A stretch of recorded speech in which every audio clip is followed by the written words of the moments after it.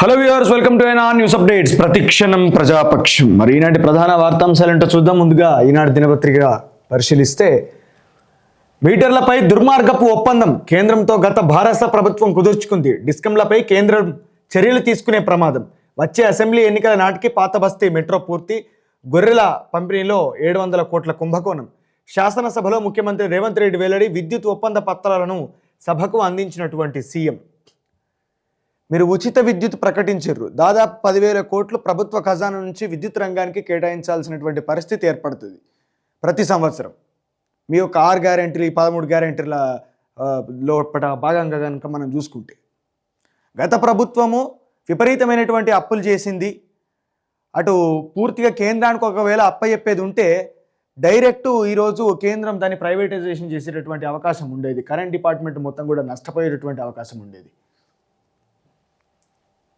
అంతా మీరు ఫుట్బాల్ ఆడినట్టు ఆడుకుంటారు. అన్ని రంగాలతోటి, అన్ని డిపార్ట్మెంట్స్ తోటి, అన్ని వ్యవస్థలతోటి. కేసీఆర్ రెవెన్యూ డిపార్ట్మెంట్ తోటి ఫుట్బాల్ ఆడుకుంటే ఈరోజు మీరు మరి 6 గ్యారెంటీలను అమలు చేసేటటువంటి చర్యలోపట భాగంగా మీరు ఈరోజు ఇలాంటి రకమైనటువంటి విషయాలన్నీ కూడా తెర మీదకి తీసుకొస్తా ఉన్నారు. ఆ రోజు మీటర్లు పెట్టమని చెప్పి కేంద్రానికి మరి కేసీఆర్ గవర్నమెంట్ మొత్తం సవాల్ విసిరినట్టే ఆ రోజు వారి యొక్క వైఖరిని ప్రదర్శించింది కేంద్రానికి. మరి ఇది తప్పుదోవా లేదా అన్నటువంటి విషయాలు, అది నిజమా కాదా అన్నటువంటి విషయాలు ఆధారాలతో సహా విమర్శలు చేయడం కాదు, బయటపెట్టే ప్రయత్నం చేయాలి. మేము ఒప్పుకోలేదు. సాగు మీటర్లపై సీఎం సభను తప్పుదోవ పట్టించారు. ప్రభుత్వానికి విజన్ లేదు, విమర్శ మాత్రమే తెలుసు. కేంద్రం నుంచి భారీగా నిధులు ఎలా సమీకరిస్తారు? బెల్ట్ షాపులు పెట్టి ఎక్సైజ్ ఆదాయం పెంచుతారా? బడ్జెట్పై చర్చలో భారాస ఎమ్మెల్యే హరీష్ రావు. బెల్ట్ షాపులు పెట్టి మరి మద్యం అమ్మకాలతోటి ప్రభుత్వాన్ని రన్ చేయలేదా మీరు? వీఆర్ఎస్ గవర్నమెంట్ రన్ చేయలేదా 10 సంవత్సరాలు? ఎక్సైజ్ డిపార్ట్మెంట్ నుంచి రాష్ట్రానికి అధిక మొత్తం లోపల మరి ఆ రోజు ఆదాయం రాలేదా? భారీగా నిధులు ఎలా సమీకరిస్తారన్నటువంటి విషయం ప్రశ్న అడగడంలో ఎటువంటి తప్పులేదు. కానీ మేము ఇంతకుముందు అసలు బెల్ట్ షాపులు రన్ చేయలేదు, మేము ఇంతకుముందు మద్యం అమ్మకాలతోటి రాష్ట్రానికి రాబడి రాలేదని చెప్పుకోవడం మాత్రం ఎట్టి పరిస్థితుల్లో కూడా అది ఒకసారి ఆత్మవిమర్శ చేసుకొని మాట్లాడాలి. గతాన్ని ఒకసారి నెమరు వేసుకొని మాట్లాడాలి. ఊరికైనా వాళ్ళు విమర్శించుకొని మీరు విమర్శించుకుంటే అందులో ఏమున్నది? అలా అయినా కొత్త మద్యం పాలసీకి రేవంత్ రెడ్డి గారు ఎట్టైనా అక్కడ పర్మిషన్ ఇచ్చేసిండు. రాష్ట్రం లోపల అది కూడా మరొక ఆంధ్ర లెక్క తయారయ్యే పరిస్థితులు ఏర్పడతా ఉన్నాయి. డెఫినెట్గా అవుతుంది. మద్యం అమ్మకాల మీద ఖచ్చితంగా ప్రభుత్వాలు ఒక ఆశ పెట్టుకుంటాయి. ఎందుకంటే ఎక్సైజ్ డిపార్ట్మెంట్ నుంచి అధిక మొత్తం లోపల ఆదాయం ఉంటుంది కాబట్టి డెఫినెట్గా తాగుబోతులు ఎక్కువ ఉన్నారు, తాగుతారు కాబట్టి ఖచ్చితంగా దాని నుంచి ఆదాయం వస్తున్నటువంటి ఆశ గవర్నమెంట్ ఖచ్చితంగా పెట్టుకుంటుంది. దాని మీద ఇన్వెస్ట్మెంట్ కూడా పెడుతుంది, దానికి నిధులు కూడా కేటాయించుకుంటుంది. మంచిగా టెండర్లు వేస్తుంది, అన్ని ఇస్తుంది, అన్ని రకాలుగా తన ప్రయత్నాలు తను చేస్తుంది. ప్రజల మీద పన్నులు వేయం, త్వరలో కొత్త రేషన్ కార్డులు ఇస్తాం, మాది 100% వాస్తవిక పద్దు, మేము గొప్పలకు పోలేదు. బడ్జెట్పై చర్చలో ఉప ముఖ్యమంత్రి బట్టి విక్రమార్క. మేము గొప్పలకు పోలేదు, గొప్ప కూడా ఏం లేదు బడ్జెట్. ఏది విద్యారంగానికి మీరు కేటాయించినటువంటి నిధులు ఏవి? 21 కోట్ల, కేవలం 2,000 కోట్లు మాత్రమే పెంచుతారా? విద్యారంగానికి అరే యూనివర్సిటీలకి ఎన్నడన్నా వేరా మీరు? ఉస్మానియా యూనివర్సిటీ వేరా మీరు? కాకతీయ యూనివర్సిటీ వేరా? మహాత్మా గాంధీ యూనివర్సిటీ వేరా? పాలమూరు యూనివర్సిటీకి వేరా? ఇవన్నీ శాతవాహన యూనివర్సిటీకి వేరా? మీరు చూసిర్రా? అక్కడ ఉన్నటువంటి సమస్యలు ఏంటో మీరు చూసిరా? తెలుసుకున్నారా? అడిగిర్రా? ప్రశ్నించిర్రా? అక్కడ విద్యార్థులతోటి మీరు ఏమైనా సమీక్ష సమావేశాలు నిర్వహించిరా? ఏమేమి సమస్యలు ఉన్నాయని చెప్పి. కాకతీయ యూనివర్సిటీలో బిల్డింగులు ఊలిపోతాయి, ఆడపిల్లలు చదువుకునే హాస్టల్లో పెచ్చులు ఊడిపోతాయి, తలకాయలు వలుగుతాయి. వాటి గురించి ఎవడు పట్టించుకోవాలి? విద్యాశాఖ మంత్రి వలసలు రాష్ట్రానికి. కాంగ్రెస్ హామీలన్నీ నెరవేర్చాలంటే 9 లక్షల కోట్లు కావాలి. తెలంగాణకు కేంద్రం ఏమీ లేదు అనడం సరికాదు. భాజపా పక్షనేత పాయల్ శంకర్. 9 లక్షల కోట్లు కావాలన్నటువంటి విషయం మీకు తెలిసినప్పుడు 9 లక్షల కోట్లు మీరు ఇవ్వాలి కదా. కేంద్రం నుంచి రాష్ట్రం యొక్క ప్రయోజనాలు కాపాడడానికి మీరు 8 మంది ఎంపీలు ఉన్నారు. ఏం చేయనీకున్నారు మీరు? ఏం మాట్లాడనీకున్నారు మీరు? ఏమి ఇవ్వలేదనడం సరికాదని చెప్పానంటే ఏమి ఇచ్చిరో చెప్పాలి కదా. 4 రాష్ట్రాలకి సున్నా చుట్టిరు కదా మీరు, గుండు సున్నా చుట్టిరు కదా. ₹1 ఇవ్వలేదు కదా, బడ్జెట్లో ₹1 కేటాయించలేదు కదా. ఎల్లంపల్లి ఎత్తిపోతల షురు. నందిగాయత్రి పంప్ హౌజ్ల మోటార్లు ప్రారంభం. మధ్యమానేరుకు గోదావరి జలాల తరలింపు. కరీంనగర్ జిల్లా రామడుగు మండలం గాయత్రి పంప్ హౌజ్ నుంచి 3 మోటార్ల ద్వారా నీటి విడుదల. గోదావరి ఉగ్రరూపం. భద్రాచలం వద్ద 3వ ప్రమాద హెచ్చరిక జారీ. స్థానిక కాలనీలోకి చేరిన నీరు శ్రీశైలానికి తరలివస్తున్న కృష్ణా తుంగభద్ర. రోజుకు 35 టీఎంసీలకు పైగా వరద రాక. మరి గోదావరి నది అనేది విపరీతంగా ప్రవహిస్తూ ఉన్నది. దాదాపు మనం ఇక్కడ ఫోటోలో చూసుకున్నట్లయితే మొత్తం ఆ పరివాహక ప్రాంతం కూడా మొత్తం కూడా వాటర్ తోటి నిండిపోయినటువంటి పరిస్థితి, కాలనీలోకి నీరు చేరినటువంటి పరిస్థితి. ఆల్రెడీ భద్రాచలంలో మరి 3వ ప్రమాద హెచ్చరిక కూడా జారీ చేశారు. దయచేసి అక్కడ ఉన్నటువంటి ప్రజలందరూ కూడా అప్రమత్తంగా జాగ్రత్తలు తీసుకొని మరి సురక్షిత ప్రాంతాలకు తరలి వెళ్ళాలి. ప్రభుత్వాలు అదేవిధంగా అక్కడ ఉన్నటువంటి అధికార యంత్రాంగం కూడా ప్రజల్ని సురక్షిత ప్రాంతాలకు తరలించే విధంగా చర్యలు తీసుకోవాలి. అవన్నీ సాగు భూములేనా, వారందరూ సాగుదారులేనా, లబ్ధిదారుల జాబితా పాస్ పుస్తకాల ఆధారంగా క్షేత్రస్థాయి పరిశీలన. తెలంగాణ వ్యాప్తంగా ఎవరెవరు పంటలు సాగు చేస్తున్నారో పక్కాగా వివరాల సేకరణ రాష్ట్ర ప్రభుత్వం చర్యలు చేపట్టింది. రుణమాఫీ, రైతు భరోసా, పంటల బీమా, రైతు బీమా పథకాల వర్తింపునకు వాటిని ప్రామాణికంగా తీసుకోవాలని భావిస్తోంది. పాస్ పుస్తకాలు, లబ్ధిదారుల జాబితాల ఆధారంగా పంటల మీరు అట్లా కాదు. మరి ఇప్పుడు ఎవరి అకౌంట్లు వేస్తారు, ఎవరి ఖాతాలో జమ చేస్తారు ఈ పైసలన్నీ? మరి పూర్తి స్థాయి క్షేత్రస్థాయి పరిశీలన లేనప్పుడు, ఎవరు అర్హులో ఎవరు లబ్ధిదారులో మీ దగ్గర జాబితా లేనప్పుడు ఈ రుణమాఫీ కావచ్చు, లేకపోతే ఈ రైతు బీమా కావచ్చు, ఈ పథకాలన్నీ కూడా ఎవరికి వర్తించుతాయి, ఎవరు తీసుకుంటారు? హరీష్ రావు లాంటి, కేసీఆర్ లాంటి, కేటీఆర్ లాంటి వాళ్ళు విసిరినటువంటి సవాళ్ళు స్వీకరించి ఆ సవాళ్లకు సమాధానంగా కేవలం ఒక రాజకీయ ప్రతీకార చర్యగా దీన్ని భావించి మీరు వాళ్ళ కోసము వాళ్ళు ఇచ్చినటువంటి సవాళ్ళను మేము నెరవేర్చామని చెప్పి గలలు ఎగిరేసుకొని ప్రజల ముందు మరి ఈ విధంగా ప్రవర్తించడానిక మీరు ఇవన్నీ ప్రకటించింది? మీ దగ్గర జాబితా లేనప్పుడు, మీ దగ్గర సరైనటువంటి డేటా లేనప్పుడు మీరు ఎవరి యొక్క రుణాన్ని మాఫీ చేస్తారు, ఎవరి ఖాతాలో డబ్బులు జమ చేస్తారు, ఎవరికి రుణాలు ఇప్పిస్తారు, ఇన్ని లక్షల కోట్లు ఎవరి పేరు మీద ఖర్చు పెడతారు? ఇది ఆమె పనితనం. ఇంకా దాన్ని బ్యాన్ రైటింగ్ వేయించుకుంటారు. మీటర్లపై మోసం అంటూ ఏబిఎన్ ఆంధ్రజ్యోతి దినపత్రిక కూడా మరి రేవంత్ రెడ్డి మా అసెంబ్లీలో మాట్లాడినటువంటి విషయం గురించి ప్రధానాంశంగా ప్రచురించింది. వ్యవసాయ ట్రాన్స్ఫార్మర్లకు మీటర్లు పెడతామన్నారు. త్రైపాక్షిక ఒప్పందంలో కేంద్రం, రాష్ట్రం డిస్కంలో మోదీ సమక్షంలో 2017 జనవరి 4న సంతకాలు. ఒప్పందం విషయాన్ని దాచి గొప్పలు చెబుతున్నారు. దీంతో వినియోగదారులకు స్మార్ట్ మీటర్లు పెట్టే పరిస్థితి లేకపోతే డిస్కంలపై కేంద్రం చర్యలు తీసుకుంటుంది. ఉదయ్ ఒప్పందాన్ని అమలు చేయక తప్పని పరిస్థితి. ఇప్పుడు ఎట్లాగో మనకు బడ్జెట్లో 0 కేటాయించారు కాబట్టి మీరు తప్పకుండా దీని మీద కేంద్రానికి సవాలు విసురుతూ మరి ఆ ఉదయ్ ఒప్పందాన్ని రద్దు చేసే విధంగా ఎంపీలతోటి అక్కడ మీరు తప్పకుండా ఒక ప్రతిపాదనని మీరు కేంద్రం వద్ద ఉంచి పోరాడి మరి ఆ యొక్క డిస్కంలను ఆ యొక్క ఉదయ్ ఒప్పందాన్ని రద్దు చేయాల్సినటువంటి అవసరం ఉన్నది. గొర్రెలు, కేసీఆర్ కిట్, బతుకమ్మ చీరలపైన విచారణకు సిద్ధమా? అసెంబ్లీలో సీఎం రేవంత్ రెడ్డి సవాల్ మీకు కూడా ఉన్నది. మీరు ప్రవేశపెట్టినటువంటి బడ్జెట్ ఏదైతే ఉందో అవి 6 గ్యారెంటీలు తీర్చడానికి వీలవుతుందా? మీరు ప్రవేశపెట్టినటువంటి బడ్జెట్, గత ప్రభుత్వము గత సంవత్సరం ప్రవేశపెట్టిన బడ్జెట్కు ఈ సంవత్సరం మీరు ప్రవేశపెట్టినటువంటి బడ్జెట్కు తేడా ఏమి లేదు. ఇంకా దీంట్లో అదనపు భారంగా ఈ 6 గ్యారెంటీలు, ఈ 13 గ్యారెంటీలు, ఈ డిక్లరేషన్లు వచ్చినాయి. మీరు ఎట్లా వాటిని క్రమబద్ధీకరిస్తారు? అది సవాలు మీకు. మరో 5 ఏళ్ళు ఉంటే హైటెక్ సిటీని అమ్మేసేవారు. ఎన్నికల్లో ఓడతారని తెలిసే ఓఆర్ఆర్ ప్రైవేట్కు. అసెంబ్లీ సమావేశాల తర్వాత ఇందిరమ్మ ఇళ్ల జాబితా, త్వరలో రాష్ట్ర వ్యాప్తంగా కొత్త రేషన్ కార్డుల పంపిణీ, వ్యవసాయ మోటార్లకు మీటర్లు పెట్టం డిప్యూటీ సీఎం భట్టి. మరో 5 ఏళ్ళు ఉంటే హైటెక్ సిటీని మీరు భూములు అమ్ముతలేరా? మీరు అసలు ఎందుకు అమ్ముతారో తెలియకుండా అమ్ముతారు కదా. మీరు తెలంగాణలో ఉన్నటువంటి భూములను లోటు బడ్జెట్ పేరుతోటి మీరు అమ్ముతలేరా భూముల్ని? హైటెక్ సిటీని వాళ్ళు అమ్ముతారని చెప్పారంటే వాళ్ళు ఈ యొక్క రాష్ట్రాన్ని అప్పుల రాష్ట్రంగా మార్చిన మాట వాస్తవం. ఈ రాష్ట్రంలో 24 గంటలు కరెంట్ ఇస్తున్నామని చెప్పి మరి అక్కడ విద్యుత్ రంగంలో విపరీతమైనటువంటి అప్పులు చేసినటువంటి మాట వాస్తవం. మరి రాష్ట్రాన్ని ధనిక రాష్ట్రంగా తీర్చిదిద్దాలంటే అప్పులు చేయక తప్పుతుందా అని చెప్పి మరి కేసీఆర్ గారు అసెంబ్లీ వేదికగా, మీడియా వేదికగా చెప్పినటువంటి మాట వాస్తవం. రకరకాల సామెతలు చెప్పుకుంటూ మరి అప్పుల గురించి సమర్థించుకున్నటువంటి మాట వాస్తవం. ఈరోజు మీరు కూడా తెలంగాణలో ఉన్నటువంటి అత్యధిక విలువైనటువంటి భూములను లీజ్కి ఇవ్వడం, అమ్మివేయడం కూడా వాస్తవము. దాని గురించి కూడా మీరు ఆత్మవిమర్శ చేసుకోవాలి. రాష్ట్ర గవర్నర్గా జిష్ణుదేవ్ వర్మ ఉత్తర్వులు విడుదల చేసిన Rashtrapati Bhavan. Incharge governor CP Radhakrishnan మహారాష్ట్రకు, జిష్ణుదేవ్ త్రిపుర మాజీ ఉప ముఖ్యమంత్రి బ్యాడ్మింటన్ సంఘం అధ్యక్షుడిగా సేవలు. రాజకుటుంబ నేపథ్యం, అయోధ్య ఉద్యమంలో పాత్ర. దేశవ్యాప్తంగా 6 రాష్ట్రాలకు కొత్త గవర్నర్లు.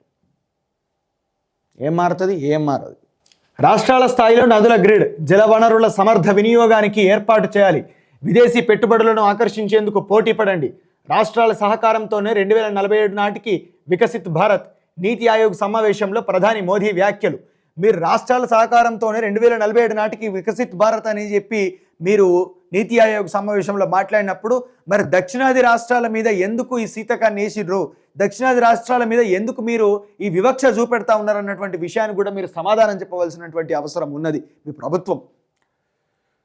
ఎందుకంటే మీరు ఇక్కడ జీరో బడ్జెట్ కేటాయించి కనీసము ఇక్కడ నుంచి ఒక్కో రాష్ట్రం నుంచి ఒక్కరన్నా ఎంపీ ఉన్నారు, ఇంకొక మా తెలంగాణ రాష్ట్రం నుంచి అయితే 8 మంది ఎంపీలు ఉన్నారు. కాంట్రిబ్యూషన్ మరి కేంద్రం లోపట ఖచ్చితంగా తెలంగాణ రాష్ట్రం నుంచి ఉంది కాబట్టి మరి ఇక్కడ ఉన్నటువంటి వ్యక్తులు అడగకపోయినా వాళ్ళకి సిగ్గు లేకపోయినా కానీ మీరైనా డెఫినెట్గా మరి ఖచ్చితంగా ఒక రాష్ట్రం నుంచి అధిక మొత్తంలో దక్షిణాది రాష్ట్రాల నుంచి ట్యాక్సులు వసూలు చేసుకుంటూ మరి ఈ రాష్ట్రాలకు అత్యధికంగా పన్నులు కట్టేటటువంటి ఈ రాష్ట్రాలకు జీడిపిలో 2% ఆక్రమించినటువంటి ఈ రాష్ట్రాలకు మీరు ఈరోజు బడ్జెట్లో ఎటువంటి నిధులు కేటాయించకపోవడం అనేది మొండి వైఖరిని ప్రదర్శించడం అనేది నిజంగా చాలా బాధాకరమైనటువంటి విషయం. ఏ రకంగా ఈ సహకారం మీకు లభిస్తుంది? నీతి ఆయోగ్ సమావేశానికి రాష్ట్రాల ముఖ్యమంత్రులు రాలేదు.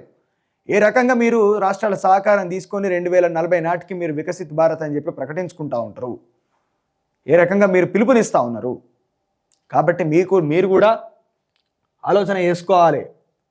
రాష్ట్రాల యొక్క ఫెడరలిజం యొక్క ఫెటర్నిటీ దెబ్బతింటే ఏ రకమైనటువంటి ప్రమాదాలు ఉంటాయో మరి ఎన్టీ రామారావు లాంటి వ్యక్తి పార్టీ పెట్టినప్పుడు దేశవ్యాప్తంగా అర్థమైంది. దయచేసి ఎప్పుడు కూడా ఏకమవుతుందన్నటువంటి ఆలోచనలు ఏకం కావాలి, రకరకాలైనటువంటి ఆలోచన విధానాలు ఏకం కావాలి. ఒక తాటి మీద, అది కూడా ప్రజల కోసం ఏకం కావాలి. ఒక తాటి మీదకి వచ్చి ఈ ప్రజాస్వామ్యాన్ని పరిరక్షించే బాట లోపట అందరూ కూడా చేతులు కలుపుకొని ఒక్కటే ముంగటికి వెళ్ళే ప్రయత్నం, అది ఏకం కావాలి. అట్లా కావాలి. జగన్ ధ్వంసరచన, అబద్ధాలే ఆలంబన. కొత్త పలుకు. ఏపీ మాజీ సీఎం జగన్ రెడ్డి ఆలోచనలు, ఎత్తుగడలు సంప్రదాయ రాజకీయాలకు భిన్నంగా ఉంటాయి. వీటికి అలవాటు పడిన వారు అతడిని అర్థం చేసుకోవడం కష్టం. అతడి అంతరంగం అంతుపట్టదు. అన్నీ తెలిసేసరికి ప్రత్యర్థులకు జరగాల్సిన నష్టం జరుగుతుంది. ఈ విషయం గురించి మనం మాట్లాడుకునే ముందు నిన్న చంద్రబాబు నాయుడు గారు అసెంబ్లీలో అంటారు, హూ కిల్డ్ బాబాయ్ అని, హూ కిల్డ్ మామయ్య. ఎన్టీఆర్ని ఎవరు చంపారు? ఎన్టీఆర్ ఎవరి వల్ల చచ్చిపోయాడు? ఎన్టీఆర్ చనిపోయే ముందు 2 రోజుల ముందు ఇచ్చినటువంటి ఇంటర్వ్యూలో ఎన్టీ రామారావు ఏం మాట్లాడిండు? చంద్రబాబు అనేటోడు కుట్రదారుడు, చంద్రబాబు నన్ను వెనుపోటు పెడిచుండే అని చెప్పి మాట్లాడలేదా? ఎన్టీ రామారావు హార్ట్అటాక్ వచ్చి ఒక రాష్ట్ర ముఖ్యమంత్రిని గద్దెదించి, ఎవరైతే నాదెండ్ల భాస్కర్ రావు ఉన్నాడో, నాదెండ్ల భాస్కర్ రావు అనేటటువంటి వ్యక్తి ఒక ప్రభావవంతమైనటువంటి వ్యక్తి, మరి పండిపోయినటువంటి వ్యక్తి రాజకీయాల లోపట, మీరు అంత గొప్ప వ్యక్తినే మీరు గద్దెదించి మళ్ళీ ఎన్టీ రామారావు గారిని ముఖ్యమంత్రి చేసిన నేను ఆ సందర్భంలో అని చెప్పి మీరు రాజకీయ చాణక్యతను నేను ప్రదర్శించిన అని చెప్పి డప్పులు కొట్టుకునేటటువంటి చంద్రబాబు నాయుడు గారు ఒక లక్ష్మీ పార్వతి అనేటటువంటి వ్యక్తి, ఎన్టీ రామారావు భార్యగా వచ్చినటువంటి వ్యక్తి ప్రభావం చూపెట్టగలుగుతుంది రాష్ట్ర వ్యాప్తంగా కూడా ఎన్టీ రామారావు తర్వాత స్థానాన్ని ఆక్రమించగలుగుతుంది అని చెప్పి ఎట్లా ఆలోచించుకుంటారు మీరు?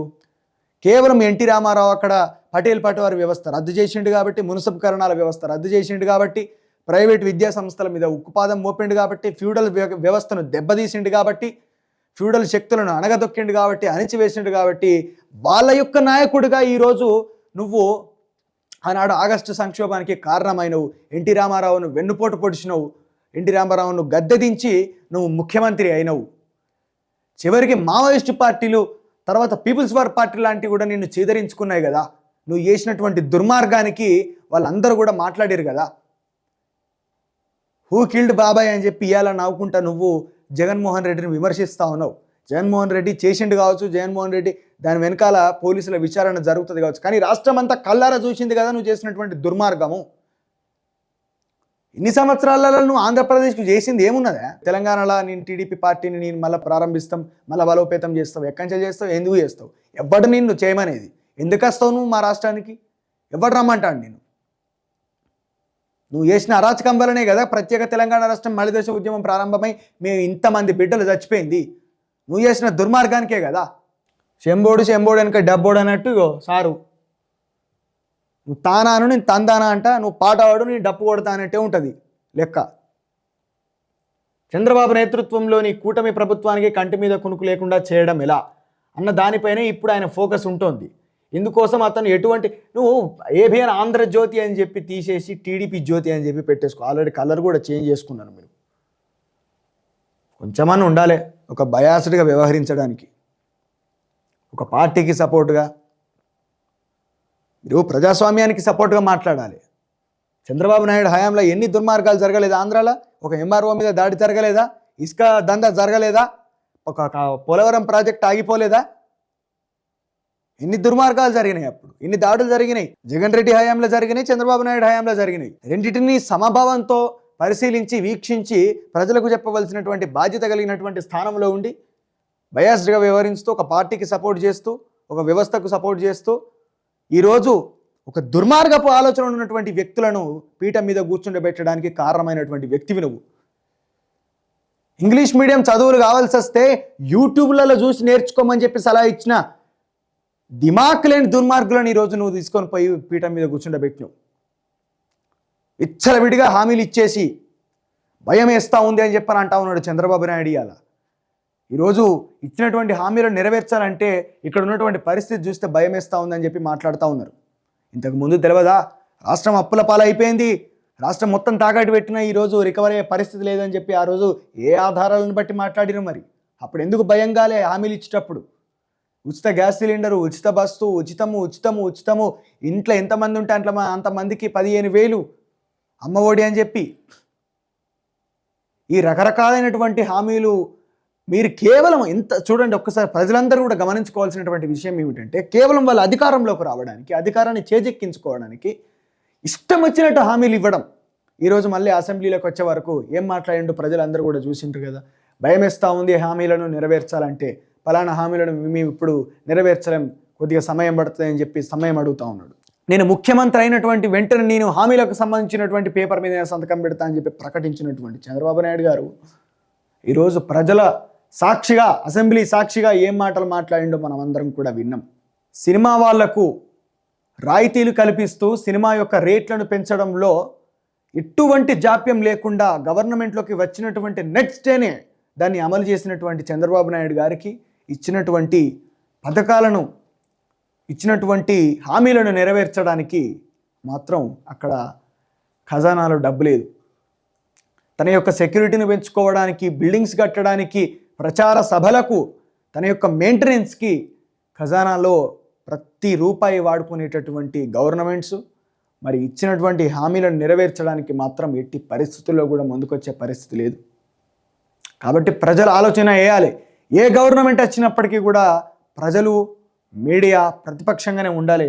ఈ పక్షి లెక్క వ్యవహరిస్తే మాత్రం చివరికి అది ఒంటరిగా మిగిలిపోవాల్సి వస్తుంది. ఎందుకంటే ఆ గవర్నమెంట్ మళ్ళీ ప్రజా వ్యతిరేకతతోటి పడిపోతే మీ పరిస్థితి ఏమిటో అర్థం చేసుకోరు. రైట్, ఇవి ఈనాటి ప్రధాన వార్తాంశాలు. ఇలాంటి న్యూస్ కోసం లైక్ చేయండి, షేర్ చేయండి, సబ్స్క్రైబ్ చేయండి. Stay tune to ANR news updates. ప్రతిక్షణం ప్రజాపక్షం. Thank you.